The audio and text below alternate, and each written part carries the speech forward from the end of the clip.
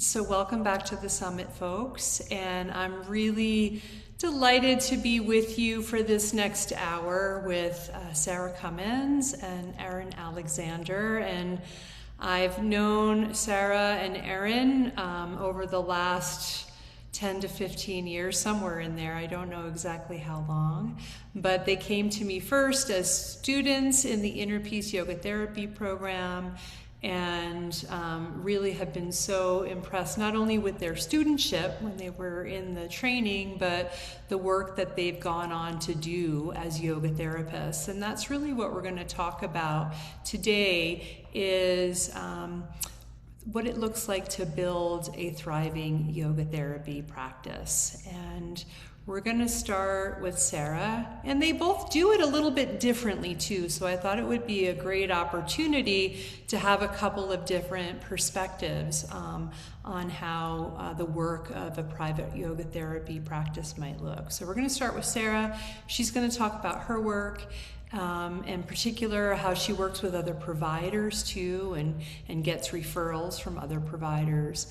And then we're also going to hear from Erin, who'll share a bit about the group yoga therapy work that she does, among other things. And before I turn it over to them, I also want to mention that both Sarah and Erin are mentors in the Inner Peace Yoga Therapy program, and Erin also will be teaching her own segment along with Lisa Hake, who was our first presenter this morning in our upcoming Foundations in Yoga Therapy program. So with that said, Sarah, I'm going to turn it over to you. Thanks so much.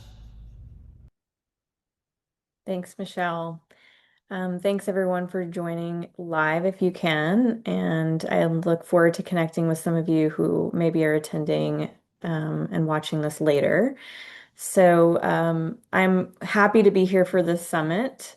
I'd like to take a moment. I know you're all coming off of a lunch break or a little bit longer break, and you've had a long morning if you've been here with us this morning. So let's just take a second to maybe move your body or get readjusted back into thinking mode and listening mode.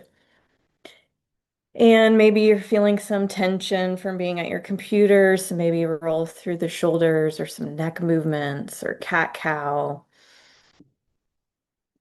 And then as you settle in, whether you're standing or seated in a chair on the floor, maybe just take a moment to close your eyes or focus your gaze and take a breath in through your nose and a breath out to let go of all the information you received earlier.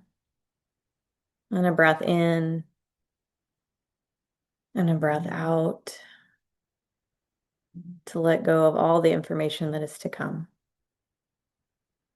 And then take another breath in and out to arrive here in this moment, present in your body.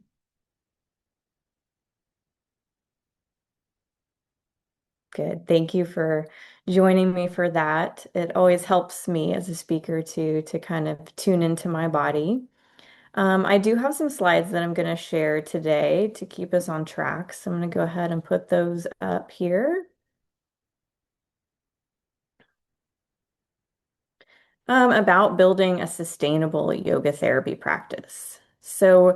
We're going to start with the agenda. I'm going to first talk a little bit about me and who I am, what I do, how I got here. And I'm also then going to work in a little discussion about mindset, infrastructure, local ecosystems, and sustainability, with hopefully a few key takeaways for you today at the end of the presentation before Erin takes over. So, about me, I am the owner of Waterfall Yoga Therapy, and I do have a bachelor's in business management. I am a certified IAYT yoga therapist, a certified personal trainer.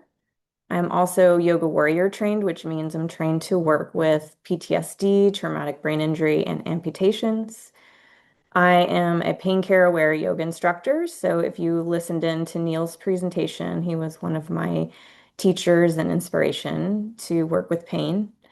And then I'm also a brain health trainer and a senior fitness specialist here in Huntsville, Alabama.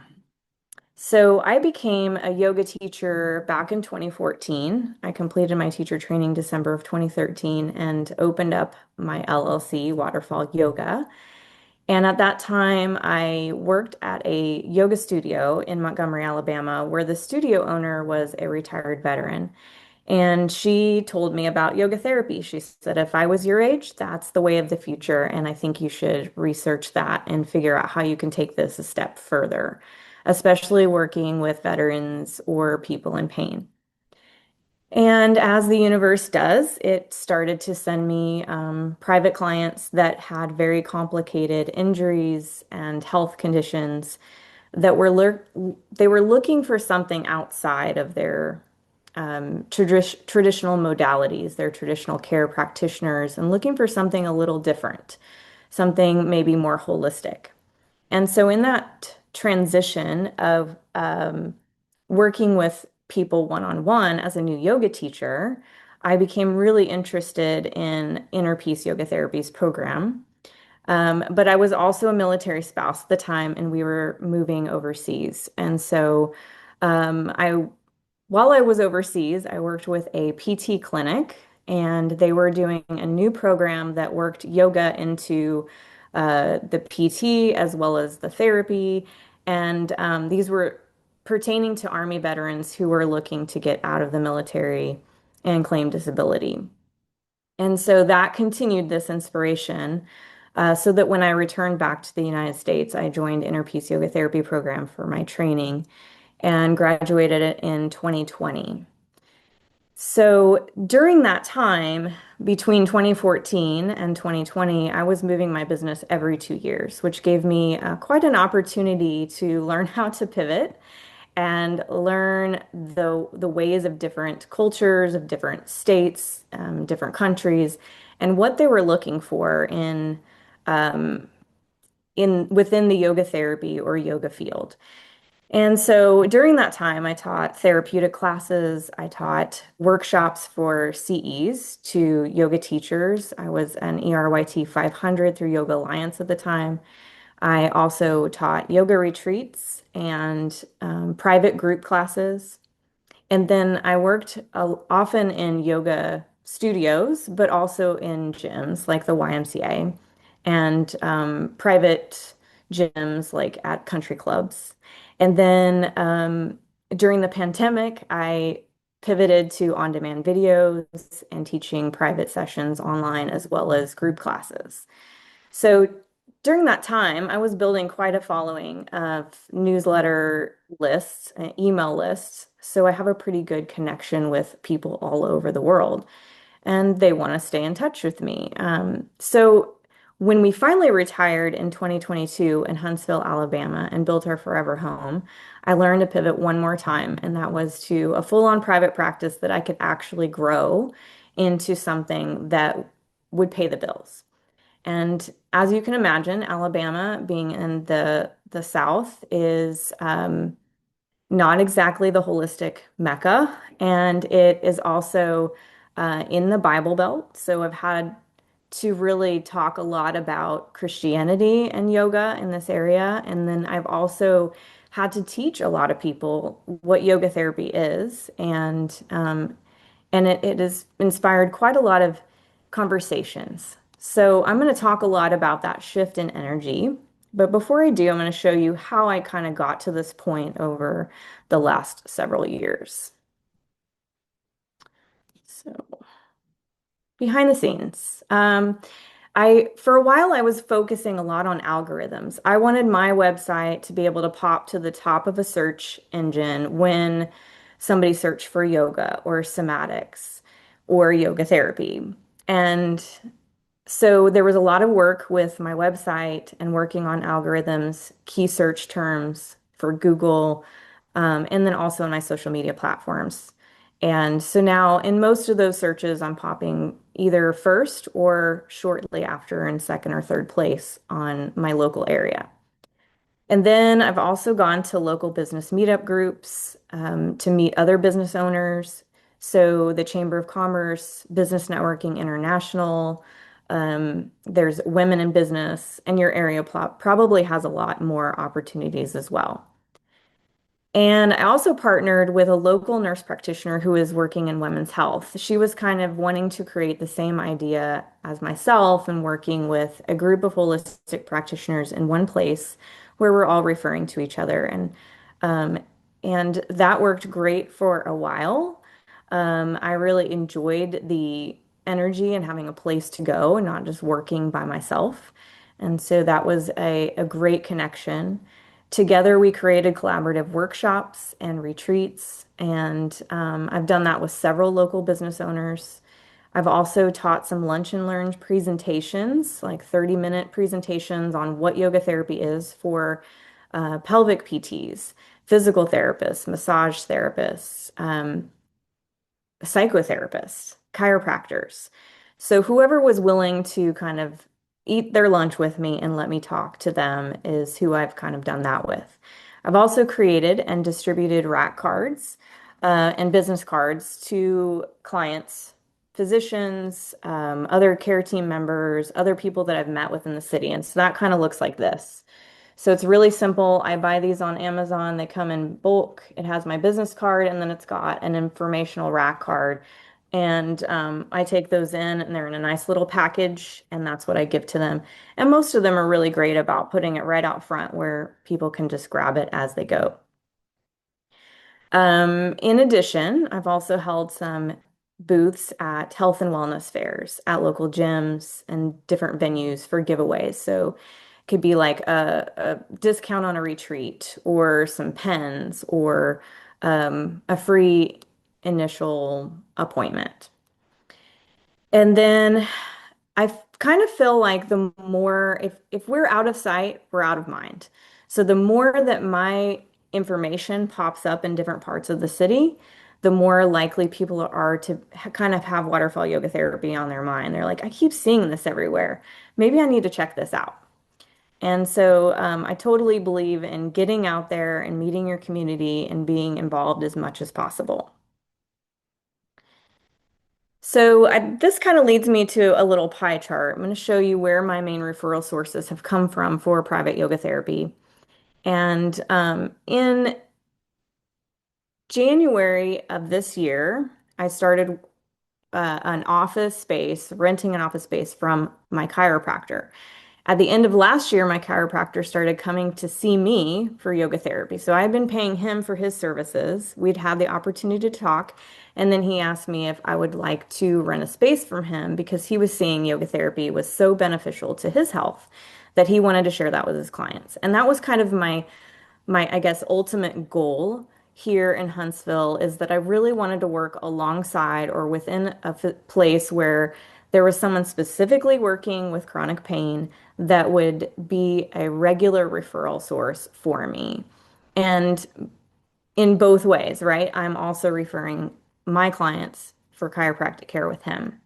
And so that blue little pie section there is Dr. Briggs. He is the chiropractor that I work at his office. And he's referring 33% of my business to me now currently. And this has been what, 6 months? It's July, so I've been in his office for 6 months. He's been experiencing yoga therapy for just a little over 9 months. And then the second little pie chart there in pink is other sources. So this would be individual word of mouth referrals, 27%. Google brings in at 19% of my business currently, and then myself and my efforts is the green section about 13%, with other contributors being my husband, Facebook, and YouTube. And then, what does my day look like now? So, what does my business look like at this moment? Right now, I go into town because I live in the country. I go into town 2 days a week at Dr. Briggs' office, and I work there for the convenience of clients who are working and very busy that need to get back to work quickly. And then 2 days a week, I work in my home office in the country. And so, in order to entice people to come out into the country, I have 20 acres. I have a natural waterfall. I have a labyrinth, I have a beautiful back porch with a view of the mountains. So it's a very peaceful setting in nature. And so I offer in my yoga therapy packages, if you come to my home office, you get to spend an extra hour after or before our session in nature. So I have people who bring their ukulele and go play by the waterfall, and people who bring their journals or a good book and walk the labyrinth.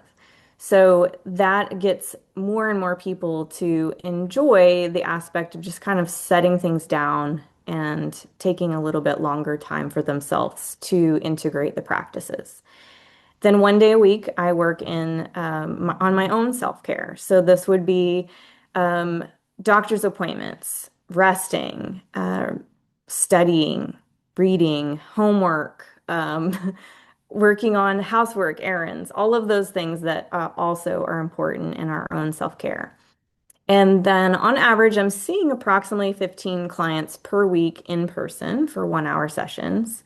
And then for fun, I teach a couple of retreats a year at my house because I enjoy doing that and it brings me a lot of peace and a lot of fun. And so then between 2022 and 2025, my my profits increased by 130%. So since I laid down roots here in Huntsville within that short time period, I've increased quite a bit. And then my projection is that um, by the end of 2026, I will have increased another 35% in profits. So I'm proud to say that I've come this far in under 5 years. I know I'm not going to become rich being a yoga therapist, but I'm rich in spirit and in the love of what I do. I believe it's my dharma and my purpose, and I can't imagine being anywhere else or doing anything else. And I will say too, even though I have a very business mentality, I'm very type A, I'm very pitta, so I'm going to get a lot of things done. My husband has been my biggest supporter, and I think that's one of the main key takeaways I can give you today is that you need to provide yourself with, be surrounded by people who believe in what you do, by people who are willing to try out your services and experience them, because I think that's going to make you the most successful at what we do. So I'm going to shift just a little bit to that mindset. We have to start thinking about ourselves when we shift from yoga teacher to yoga therapist that we're not selling drop-in classes anymore. We're selling um, the successful and sustainable yoga therapy practice. We're selling this therapeutic model or transformation for the client. We're selling personalized package with continued care. And in order to do that, I think it's really important to define your niche, define your why. So I know choosing the niche is hard because it seems like we're going to leave out a whole slew of people or we're going to lose business. But choosing your niche means that you're going to also work with those people. You're just choosing keywords in your marketing, you're choosing keywords in search engines and algorithms to boost your exposure. And then I think marketing to everybody, it dilutes what you do as a yoga therapist. And people are willing to pay premium for a premium service. So the more niche you are, the more specialized you become, the more you know about what you're talking about. And that helps also streamline the flow of work and the forms that you're creating for your clients. And then I think also wrap your mindset around time management. Running a private practice is not just working 15 hours a week in person with a client. You're also spending time on the back end studying their diseases, their medications. You're learning about their conditions. You're doing business admin. You're connecting with people in your referral network. And you're also trying to manage your personal life and not let work bleed into family time and, spouse time and personal time. Infrastructure. So from the free 15-minute consult that you might give them to their very first visit on your website, you want it to be user friendly. You want it to be easy to use and professional. And you want to develop packages that ensure commitment and measurable progress. So that gives them time, gives you time to build rapport with them, but also gives them time to establish a strong practice where they're going to see the benefits and the results, and they're going to continue this practice well after they're done seeing you. And then also set clear business policies and therapeutic boundaries. So, right up front with their intake and their liability waivers, you want to show professional value. That means you want them to see that you're taking notes, that you're keeping record of their progress, that you're trying to send them their homework or their videos or their worksheets or whatever they're doing with you in a professional manner, which they can easily access and use when they're not with you. And then local ecosystems. So this one's huge. Know your audience. You need to research where you live. You need to know and find out what does my community need? And then what gap can you fill in that community that's not currently being filled? What unique skills can you bring to the area? Speak the language of your local healthcare professionals. So that means you're going to use proper terminology, anatomy, so that they understand what you're talking about, so that they understand you know what you're talking about.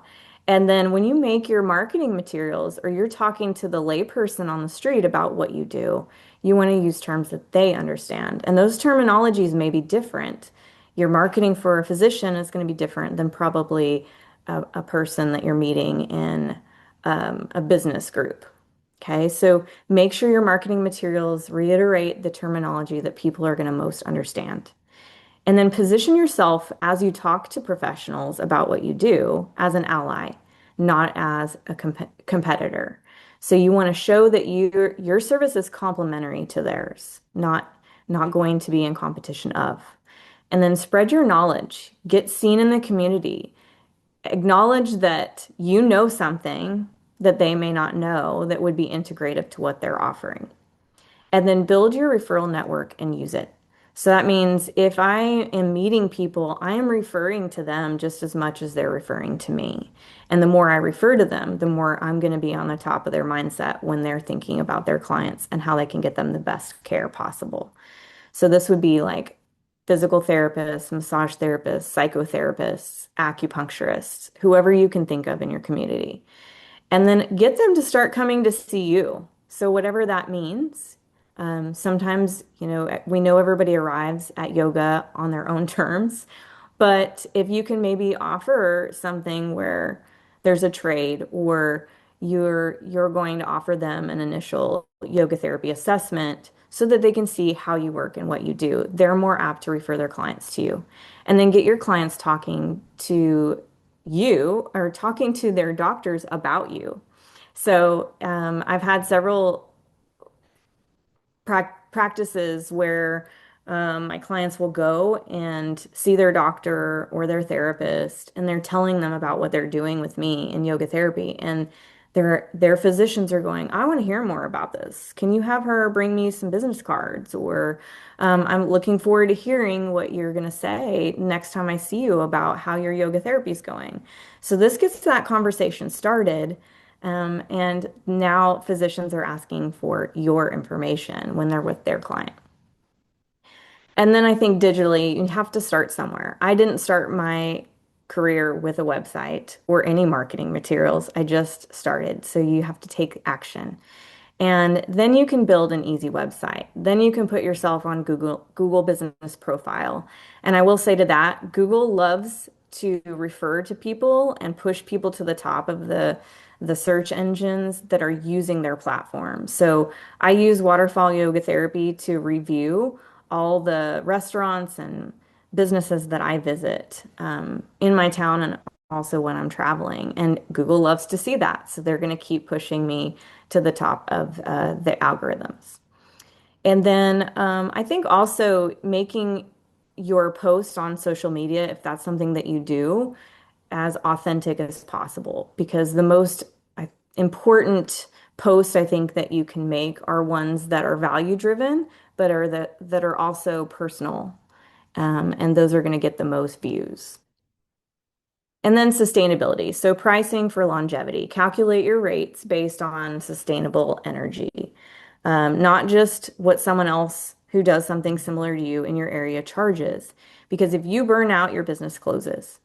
And another thing I think that's important is if you can't make a living off of what you're charging, then you shouldn't be giving away your services at any point or offering discounts. You need to get to the point of understanding that you have a valuable skill, you paid good money to learn it, and just because people don't yet understand your value doesn't make it invaluable. And then streamlining your systems. Make sure your documentation from beginning to end looks professional and it's seamless. Make it easy to find you, make it easy for them to sign up for a program package with you, make intakes easy to complete, and then any method of sharing homework with them is professional and sustainable. And I think also avoid isolation. Stay involved with peers like myself or Erin. Get involved in the yoga therapy collective that Michelle offers. Look for entrepreneurs or peer groups in your town.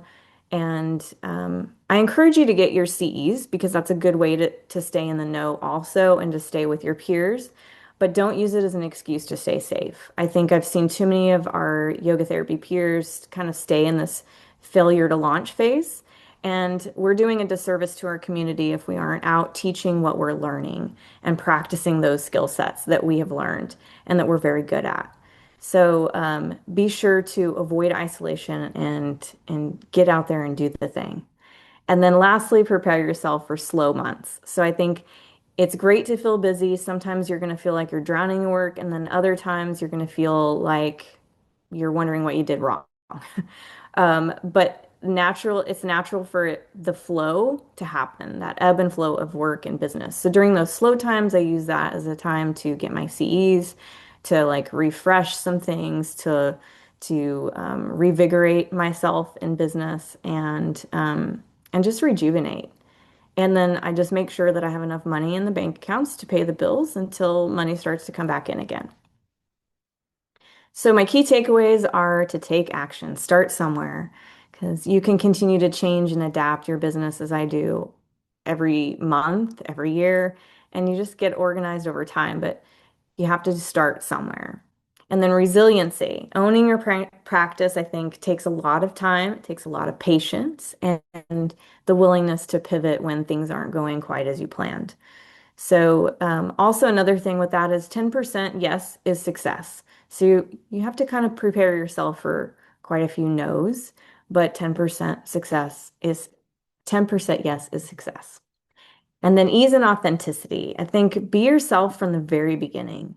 People are coming to see you just as much as they are a yoga therapist. So make it easy for people to find you and for them to book with you, and then easy for them to complete work. Um, Collaboration. Collaboration I've mentioned several times. It will build your network. Trust me, it's worked for me. And I think finding other appropriate professionals that fit in with your niche and what you're doing, and giving them the experience of yoga therapy so that they can better relate it to their clients is going to help build your business. And lastly, enjoy the ride. I think life is in the in between. And so it's all part of the practice. Um, so I'm going to end here and I'll say, I love what I do. I think, and if you want to connect with me, I'm happy to mentor and offer any suggestions that you might have at whatever stage that you're in, or if you're thinking about becoming a yoga therapist. These are some ways to connect with me. And you can find me on Facebook, Instagram, YouTube, and Insight Timer meditation app at Waterfall Yoga Therapy. I have about 5 minutes before Erin takes over, so I'll stop the share. And if anybody has any questions, I'd love to hear from you. Thank you so much, Sarah. That was just really great and so helpful for, I think, all the yoga therapists who are here or those who are in the midst of their training, and learning from someone who's been there is just so tremendous. So thank you. Anybody have questions for Sarah?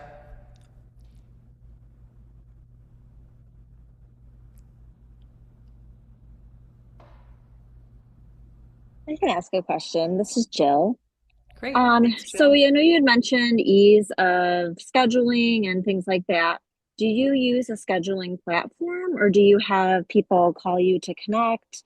kind of do like a phone intake, see if they're going to be appropriate, and then move forward with booking? Mhm. So yes to both. I do offer a free 15-minute phone consult, and a lot of times they'll book with me right there when I have them on the phone.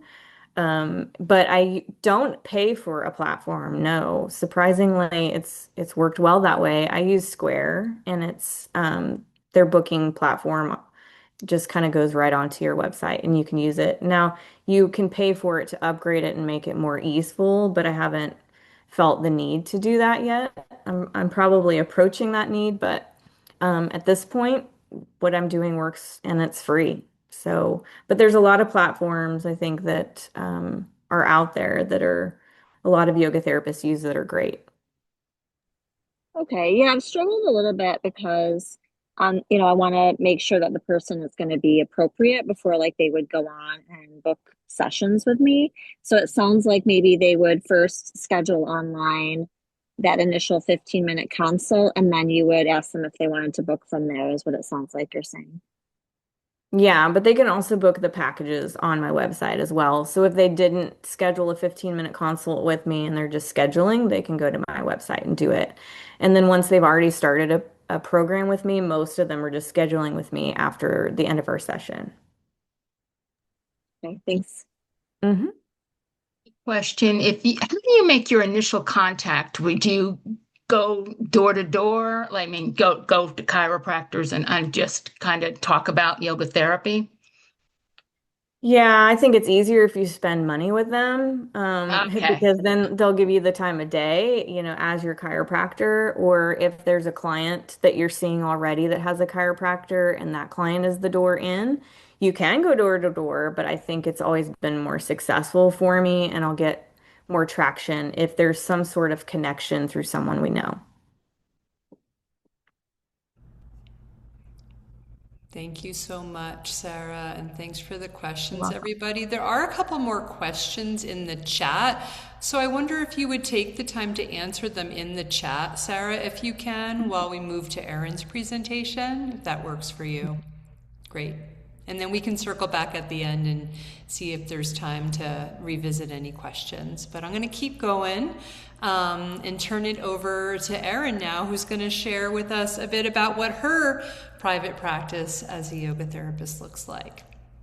Thank So, you, welcome, Michelle. Erin. Thank you. Hi, everyone. I'm really excited to be here. Sarah and I have studied together for a long time. One of the best parts of Inner Peace Yoga Therapies program is meeting so many inspirational, wonderful people, which really has informed the work I'm doing, which is a bit more based in therapeutic group yoga therapy models. And so I'm going to talk to you today a little bit about what this looks like to lead therapeutic yoga groups, which is the main sustenance of my income, and also about how finding my unique niche has really amplified how people find me, how people find my groups, and how I've created this thriving yoga therapy business. So I thought we could start with a mudra that kind of anchors those two things together. Mudra is yoga for your hands, as many of you know.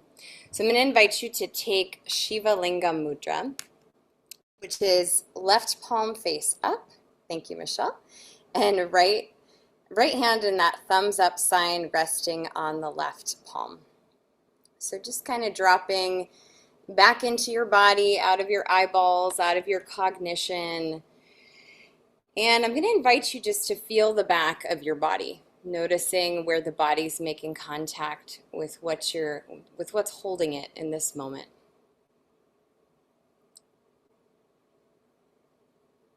And can you, on your exhale, start to lengthen that exhale breath and drop into that sensation of being held and supported. As you inhale, you might feel that sense of being held and supported coming in and up to your body. And with those long, slow exhales, can you just start to feel what it's like to be held?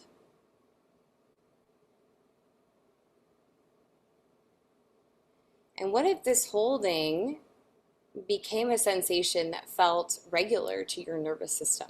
This sense of being loved and held and seen as you are, without your masks, without your personality you've worked so hard to develop. Me too. And in that left bottom hand, can you kind of anchor that feeling of being held into your body and notice how your body responds to that feeling? This feeling of being held and connected and safe is a gift we as yoga therapists can share with our people. It's a gift that is rare in a culture that is forgotten that we belong to each other. So anchoring that feeling in, I'll talk a little bit about that today. And then in your right thumb up gesture, I'd like you to feel your unique self. That there is a uniqueness and a beauty that is alive inside of you that longs to be shared.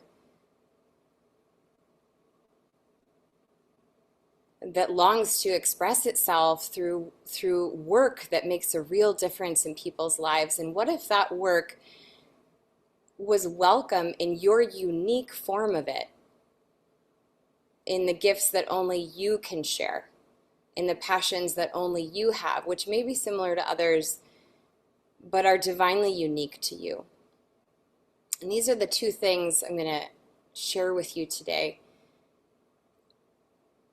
That there's a specific way you can hold people in that left hand, and a specific way that's yours alone to do.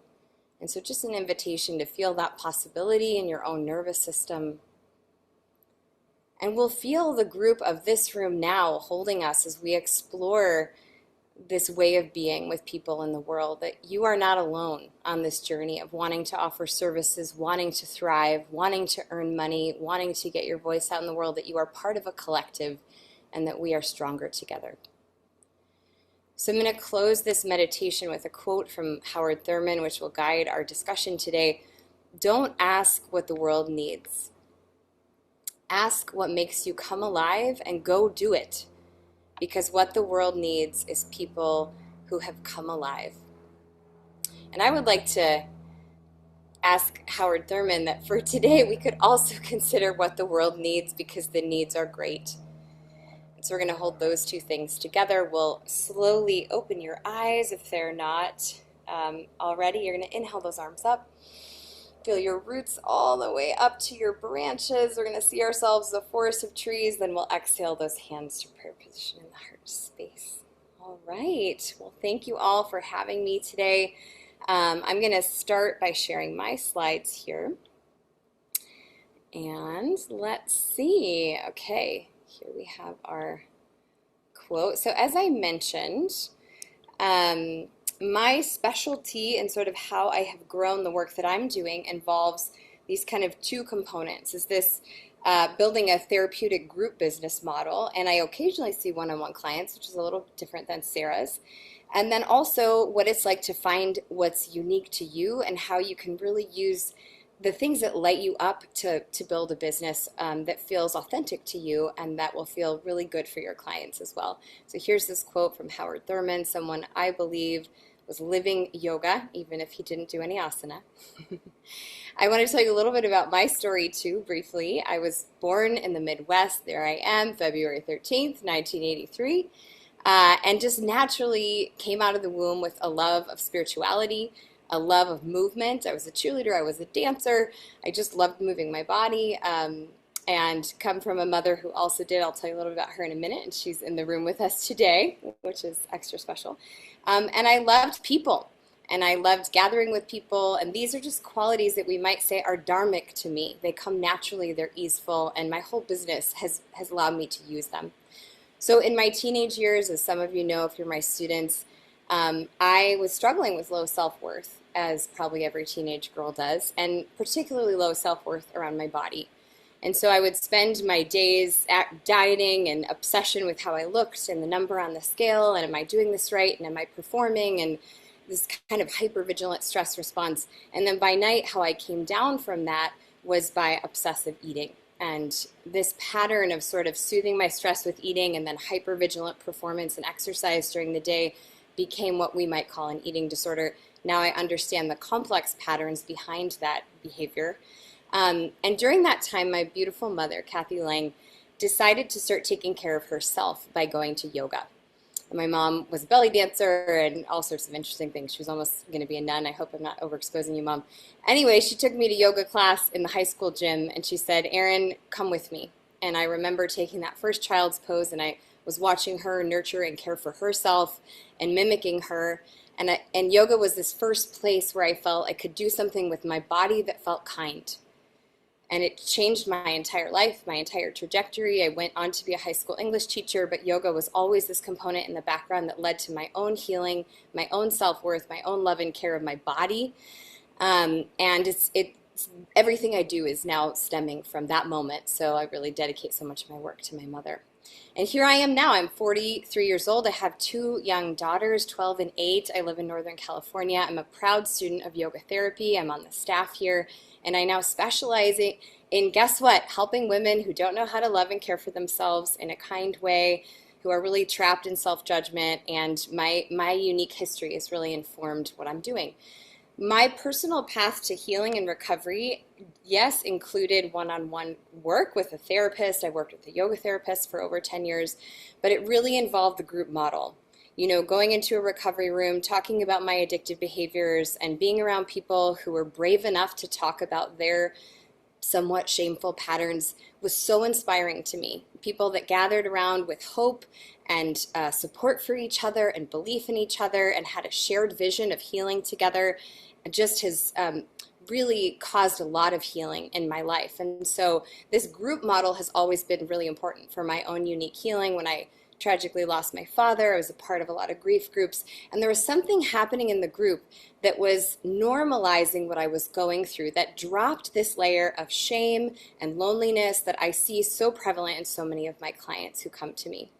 So what I realized when I started practicing one-on-one yoga therapy is that the women coming to me were struggling, you know, with all the various forms of suffering that we see.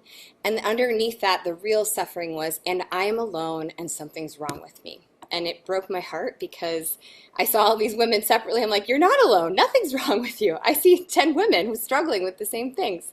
And so I had this idea that let's just do this together. It would be so much more fun. And I have a history creating high school curriculum. That was a big part of my work as a high school educator. And so I started to create therapeutic yoga groups from there. And I love this quote from Mother Teresa: if we are lost, it's because we've forgotten that we belong to each other. So I started studying loneliness. I actually have an article that will be published with the IAYT magazine this August about the issue of loneliness that we're seeing in our modern culture, which is probably declining since the COVID-19 pandemic. We know that loneliness has a biological impact on our health. So when these bodies feel chronically lonely, it doesn't only sort of create low-level suffering, it causes health issues, serious health issues. Humans are pack animals. The only reason we're still here is because we did this human thing together. And so when our bodies are alone for too long or on a screen too long, our bodies start sending these signals like there's potential threat. I need my people. Where's my tribe? And so we know that that loneliness sensation causes things like high blood pressure. I can't read what this next one says. Low self-esteem, increased dementia risk, anxiety, depression. 30%, people who feel chronically lonely have a 30% increased mortality rate. And so the group and the Sangha became part of the way that I promote healing in my clients by reducing the sense of loneliness. So in my therapeutic yoga groups, we focus on community care and co-regulation. It's something we offer people that's unique in the work that we do. We know that just when one nervous system starts to regulate and experience what we call the healing vortex in my work with trauma survivors, that it sort of creates this wave of healing, of co-regulation, of okay, we're okay. And that's something that kind of is like mystically happening in the air in our groups that we offer people. Just like we copy people's anxious patterns when we're together with anxious people, we also copy people's regulated patterns, and that's the power of the Sangha. Also in my work, I offer mind, body, and trauma education. I love, as a former educator, I love to educate people on here's the stress response, here's how the mind and body respond when they go through traumatic stress. And as we educate people, this huge, deep exhale comes into the room. I'm like, oh, okay, now I get it. Now I get my mind and body. Now I understand. And with that understanding, and there's research on this, that education is a part of trauma recovery, we start to reduce that self-judgment and shame loop in the mind, which can create added stress in our clients. In group yoga therapy, we also offer our clients practical tools to support themselves outside of our group container. So it's not like you just come to yoga therapy and you have a good old time, which you do, I hope. But in that setting, you learn mudras, you learn breathing techniques, you learn asana, and you leave the group feeling now empowered with things you can do to support your own nervous system and your own healing. And then finally, we offer each other what, humans, when we're regulated and connected to our hearts, what we do best, which is that sort of cheerleading of one another, connecting. Hey, how are you doing? Hey, this happened today. How are you dealing with it? And I offer WhatsApp groups in the background where people can do what humans do best, is care for each other and offer advice. So that's my model of what I saw that the world needed and how I made it practical. On the other hand, what makes me come alive is all of the things on this screen, and I'm going to tell you a little bit more about that, starting with my lineage. So you'll see on the top picture, there I am doing Malasana squat at the age of 3 in the middle. I come from a lineage of women who supported and loved each other, and that's how my people survived. You'll see my grandmother there, my mother in the middle. And I knew that this was the thing that lit me up. It's just natural for me to be around people and to watch how, one woman makes the casserole, the other one's good at grief counseling, another one knows how to change the diapers. And so I kind of wanted my business model to mimic the way I saw women supporting each other when I grew up. Another big component of my healing is the philosophies of yoga. I have The Secret Power of Yoga, a text I was introduced to from my training with Inner Peace. I really needed the philosophy to heal because the philosophy said, you're not broken, you're whole. You're just experiencing an imbalance that can be balanced. I mean, there's so much of the philosophy that gave me the hope to heal and to keep going on my own healing path. And so a lot of what I do includes yoga philosophy for those of you that study with me. I also have spent a good amount of time in northern Uganda. My husband runs a nonprofit there, and with the Acholi tribe, where I really learned how embodied cultures regulate together. And so a lot of the work I share is inspired by what I've seen happen between singing, dancing, sharing, laughing, grief relief, through song, all these things that we know may promote vagal toning. And so that's a big part of my work. Here I am as a former high school English teacher. And you may see sneakily in the background of that picture, I was already painting chakras and writing mantras. I didn't tell anyone. There was yoga therapy going on in my high school classroom, but education and curriculum design is a big part of my background. So that's a big component in what I do. And then finally, here I am with my daughter, Magdalene, and reclaiming my self-worth as a woman and passing that on to my children is a really big part of what I want to share with women, is doing the work on ourselves really impacts our families in a positive way. So this was my great divine discovery, is that when we pair these two things, what the world needs and what makes us come alive, it's sort of like the universe responds tenfold. I also have a very supportive husband like Sarah, who every time I come up with a crazy idea would say, okay, what needs to happen? And I also have a very supportive mom who always said, just do it and be yourself.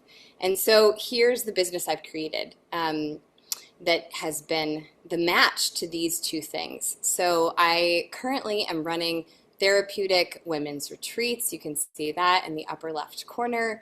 I do mom and child yoga therapy groups. In the bottom, you'll see me at a teacher training where we're doing a closing ceremony of connecting to ourselves, connecting to each other. And then finally, I teach women how to eat and love themselves and support themselves, kind of using the principles of Ayurveda, which really supported my own therapeutic growth.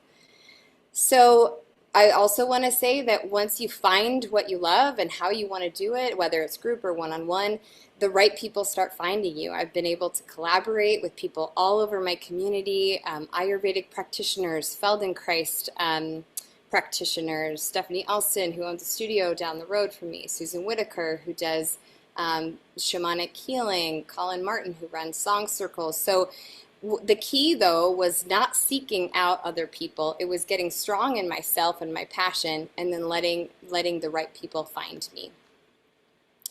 I also want you to start thinking about how this might relate to you. So before I keep going, I want to share a little bit about how much money I make, and I'm really proud of that. Let's just do one chat. So maybe we'll pause here and come back inside your body. If you want to take that mudra, you can. And you're in this room because yoga has touched you some way, I believe.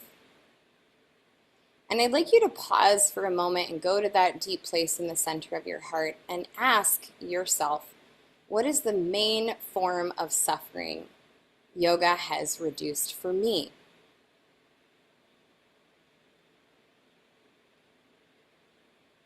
And let a word or phrase, maybe an image, visualization come to you. And when you have it, I'd love for you to put it in the chat. What's the main way yoga has reduced suffering for you? If you don't mind, just a word or two in the chat. I'm going to take the screen off so I can see you and hear from you. What has yoga given you? Main ways reduce the suffering, I'm assuming, of disassociation. Thank you. Funky, yes, I relate to that. Shame. Yes, Eileen, thank you. What else has yoga helped you with? Anxiety, community, stress, trust.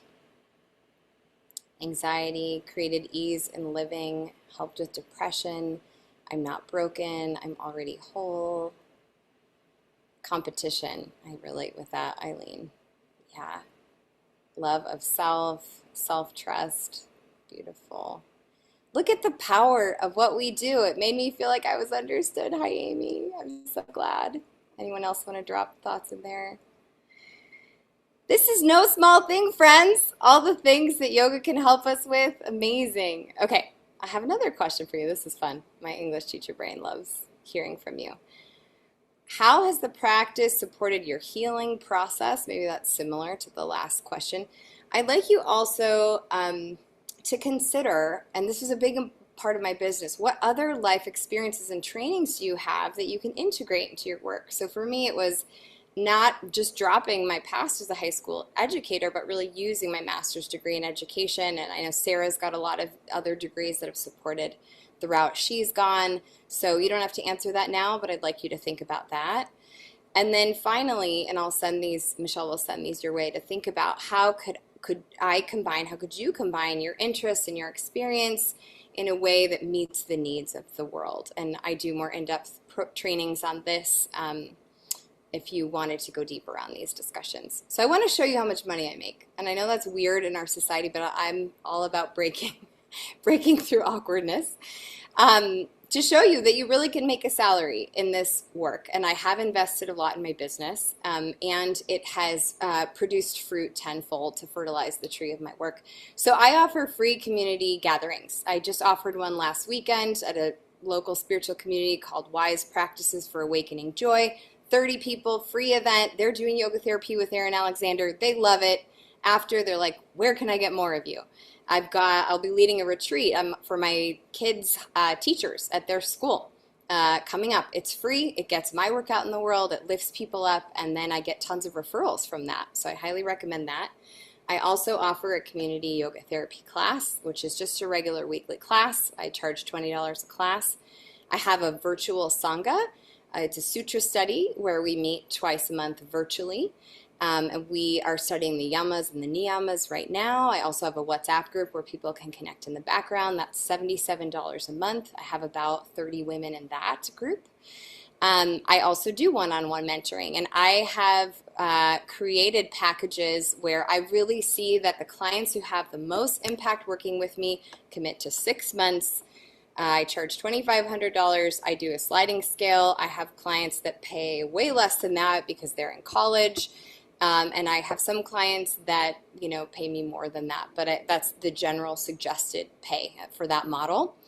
And that includes several meetings a month, and then they have access to me on WhatsApp, and it's a whole thing. and we get them from point A to point B. They come in with these trauma responses that are hijacking their nervous system. We set goals for how they want to feel in their body, and we do practices regularly that get them there. And people really experience results, but I realize they will not get results unless they're in. And so how do people get in on something? They pay money for it, and that's part of the model.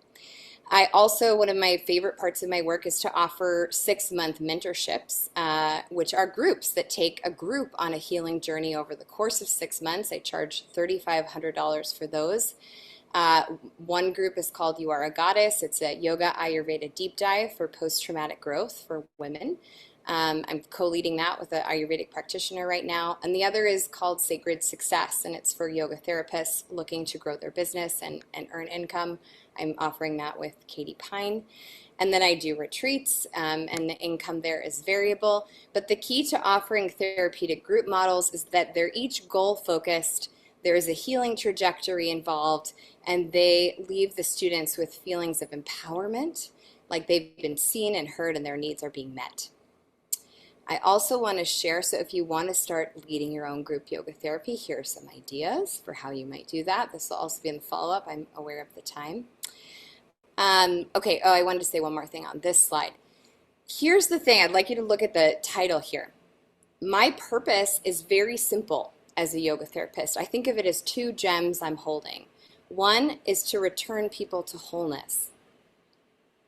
Okay, you know that, absolute yoga therapy. And the other is to bring balance to the mind-body system in a way that is kind and respectful.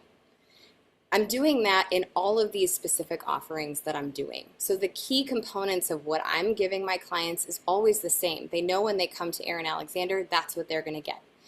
Whether it's in a small group yoga therapy class or a longer experience, the tenets are the same. And then I think of it as like if I'm a tree, and I use Offering Tree for my website, I have different fruits on my tree. Some fruits are low-hanging fruits that people, that's my weekly class. Anybody can come. Hopefully everyone can afford it. And some are higher-hanging fruits for students who are a little more invested and who want more specifics from me and who want to invest and go deeper. And finally, when I'm looking at medical bills, I've paid to all different people for all different scans that never led to any healing that have been much higher than some of the prices I'm charging. This feels very reasonable to me, what I'm asking people to pay. So I'm very proud of this work I'm doing. I'm very grateful to Inner Peace Yoga Therapy. And here are my closing thoughts. We all long to belong. We all long for care. We all long for a safe space to feel our feelings and to feel heard. And I think the basic longings of the human heart are good. And we as yoga therapists have a unique opportunity to meet the longings of the human heart in a way that is professional and succinct, and really offers the world something that we desperately need right now, which is this reminder that we belong to each other. So that's all for now. I have my info here, and if you want to see I have some resources here. I also will show you my website here briefly. If you want to check it out, you can see all of my different offerings here, virtual Sangha. I even have an online library where I post recorded classes, the Sangha meetings, and my deeper courses. I use that as well. So many avenues here in this work, hopefully for you as well. And we have 2 minutes for questions. Thank you so much, Erin.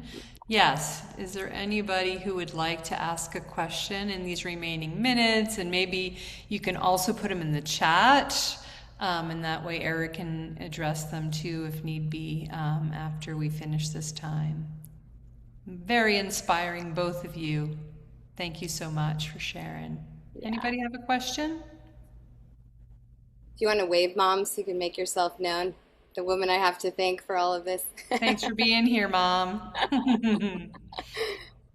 Yeah. Any questions? I'd love to take them.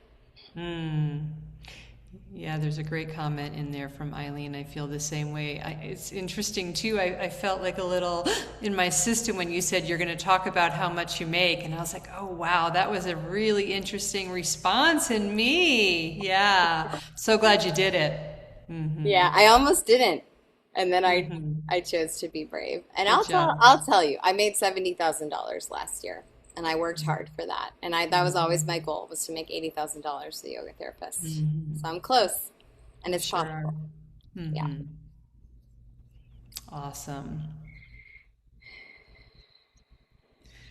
Well, thank you again, Sarah and Erin, and I look forward to sharing your slides out too, so we can have a little more time to reach back into them. You offered so many helpful tools, tips, ideas, examples in your work, and there's a lot I think we can all learn from both of you, so thank you so much. I'm going to take a little break and we'll come back soon.